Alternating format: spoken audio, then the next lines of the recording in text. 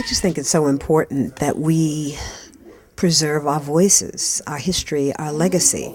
And if we don't do that, it will be lost. In fact, so much of it is lost. And this conference has to be supported and it has to grow larger and larger. Because what's happening in the publishing industry is that the publishing world is shrinking and it's changing. And seasoned and talented black writers are finding it more and more difficult to find a place for their work.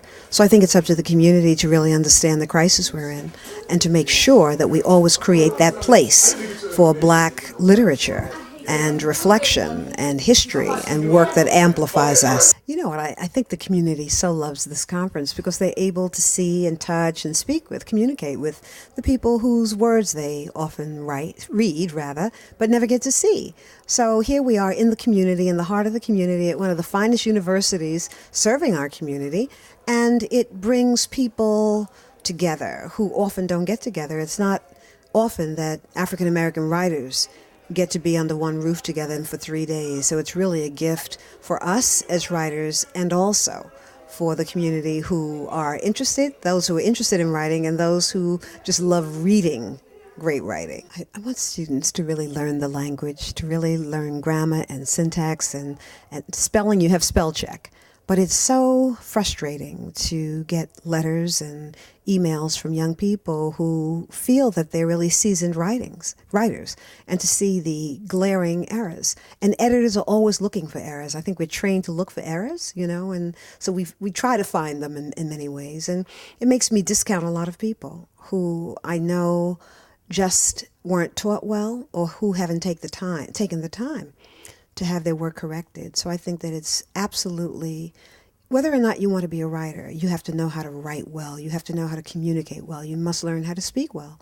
Because it's a new time, it's a new era. People will make a judgment about you without ever having seen you, but just from having received an email or a letter from you. So this is critically important. There's no profession that any person is going to pursue where they're not going to be called upon to write or to speak.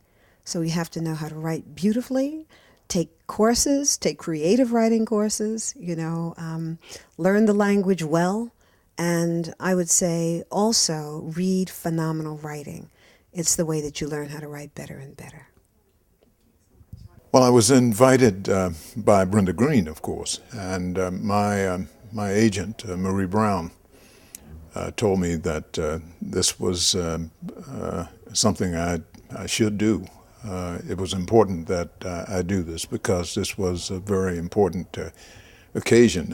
I'm not so much in the mix of things because I live in another country now, and so I must confess I did not expect so enveloping an occasion as the one we got, and this has been a very important, warm reception and a kind of homecoming again for me.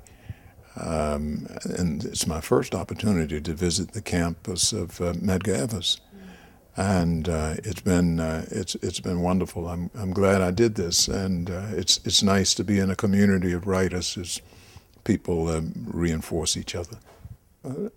Number one, it's not an easy path for black writers. This is a very difficult time. Our bookstores are struggling. Publishers are difficult to persuade to publish serious literature and serious nonfiction. The tides are frivolous and not often constructive. And I think one has to forge a way through this, and I think it's best done when black writers gather to talk to each other and muster and galvanize themselves, muster courage and the energy to go on. I think we'll get to the other side, but I think this is perhaps a more difficult time than Baldwin and others before him faced in their own time, in getting serious work published and read by our readers across the country. So I think it's terribly important to get together to talk about it. So this organization is playing a vital role in the Black community, because our community doesn't have much chance of moving in the right direction, or even knowing where that direction is, without the gift of writers. That's where we learn what we need to know to discover our past, understand the course for our future, and appreciate our presence. One of the issues is I grew up in the Deep South, and my mama and her people are from Edenton, Georgia, where Alice Walker is from, and there are only like 5, 6, 7,000 people, you know, in that town. And I remember my grandmama lives right on the corner. It used to be Concord Avenue, now it's Martin Luther King Junior Drive, which means it's in the hood, you know. And when my grandmama was alive, you know, everybody knew her, Miss Florence, and she could see somebody doing something wrong, and she would call them and switch them, and then tell them to go home and call up their mama, and then they get another beating when they got home. Well, I was down there doing research on my family in 2005, and I'm coming to a point. Sometimes my stories are circuitous, but I was down there doing research on my family in 2005, and there were brothers standing on the corner selling weed right on the corner of my grandmama's yard, because my grandmother has passed. And I was like, what have things come to? Because if grandmama was alive, there is no way. When she was in a wheelchair, people were terrified of her. She's like me, but on steroids, you know. And so I think that one of the things when you talk about what's different now, I think there's Dr. West is our resident genius. He'll probably know how to say this in French, but what is it? You know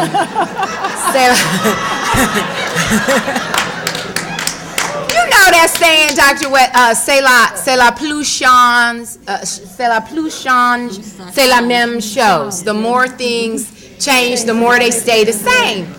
And so that's all I remember from high school French, right? But I think in terms of what's different and what has changed, I think that, you know, my father was a Black Arts Movement poet, Lance Jeffers, and there some of his colleagues here in the room, Mr. Redmond, Jerry Ward Jr., who was my father's best friend, Quincy Troop, Sonny Sanchez, and when we were on the outside and we were trying to get in, we could be a lot louder and a lot more aggressive. Once you sort of get on the inside, which is, you know, like I have tenure and I have a couch in my office, you know, and I bought myself a little cottage, little house and all of that, but I don't get invited to the white boy's house for martinis. I found out all of these white boys that came in, you know, who don't have tenure, they're going out with them and they're kicking it. And, you know, I don't want to be bothered anyway, but I'm thinking, but I still want to say no when you invite me, you know? And I'm not getting invited, so I'm pissed now. I'm like, you know, what's up? And so I think it's the same thing when you get, you know, like before I had a book, it was all, and I came up through the ranks with, you know, younger brothers, and we were all like, we need a book, and we're gonna change stuff, and it's gonna be a revolution, and we're gonna do this, and we're gonna do that. And now I'm the only one still saying that, right? Me and Thomas Sayers Ellis, who might be somewhere in the room, right? We're the only ones saying we're gonna do this, and we're gonna do that, and we're gonna agitate, and the rest of them are like, well, good luck with that. Because once you get a 6-figure salary, right, and you get all of these things, then all of a sudden once you have it, if you say something wrong, then you'll lose it. And so I think that, and I'm going to tell you something right now. I'm not walking around with a halo on my head. I worry about this all the time. If I say this, how will people respond to that? If I say this, how will people respond to that? And I'm pretty sure that's why I don't have a New York Press right now. I mean, of the people that I came up through the ranks with at Cave Canem, I was of the founding group of Cave Canem, which is a workshop retreat for African American poets. 3 guys and me. The 3 guys have New York presses, right? I'm the black feminist, and I'm not mad about it because I'm doing well. But I'm just thinking, you know, am I going to say the wrong thing and I'm going to, you know, have to start from scratch all over again? So I think that we're still in the same place. You know, you still have to knock at the door of white privilege in order to, and people can say all they want to about self-publishing and all of that. In academia, that's a kiss of death. Ain't nobody got no jobs with self-published books.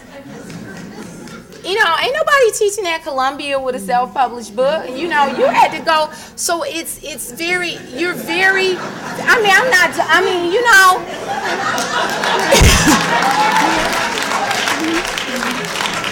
So people will sit up while they have their New York presses telling you, you know, you do whatever you want to do, but I'm telling everybody right now in this room, if you ever want your name, you know, to be remembered after you die, it's very hard to do that with a self-published book. I don't lie to people. What I try to do is tell them how to retain who they are and still get what they want. And that means you have to work 2 and 3 times as hard. This conference, this Black Writers Conference, has always been very important. When it started with a man by the name of John Killens many years ago, and has continued now under the tutelage of Dr. Green, Brenda Green, it brings together so many different people. It brings together writers. It brings together students, most especially, who can ask questions about their writing and what it means to be a writer. It brings together also the community. What's so nice, you see all of the people downstairs with their wares, right? And they're selling their things and you get to see the community. So it's a community-based. From the very beginning, it was a community-based writers conference, you see.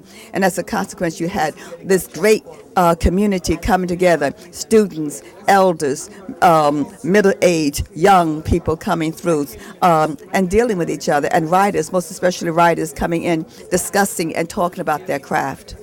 I always like to see a panel with youth, with young people, and let them talk about their struggles and their movements as writers, okay? I think that is so important for youth to be up there and to talk. And also, I think also, to which they had the cross-generational panel. So you had an older writer like Quincy Troop, you know, with Thomas, you know, Ellis, you know, there too. So that's always so important. I've always stressed that myself. But just one panel of young people so we can really hear what they're thinking. And by that I mean younger than the younger writers, you know what I mean? And also the inclusion, as far as I'm concerned, always, which we did last year, the year before, the inclusion of rappers.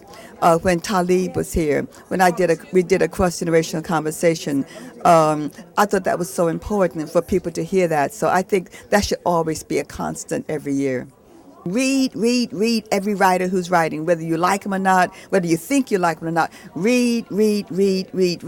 And also, if there's no workshop that you can get in, start your own workshop. You know, meet once a week and have the only requirement is to bring a poem every week. I think that's what's so important, that constant writing, not talk about writing, but writing. And also, you know, make sure in this writing group that you go out and hear other poets, you know, who write also, and listen to how they read and introduce yourselves. Invade their spaces and say, here I am, I'm a young writer, I want to write, and I want you, you know, to talk to me about what that's all about. And I love that. I love that when I see young people do that.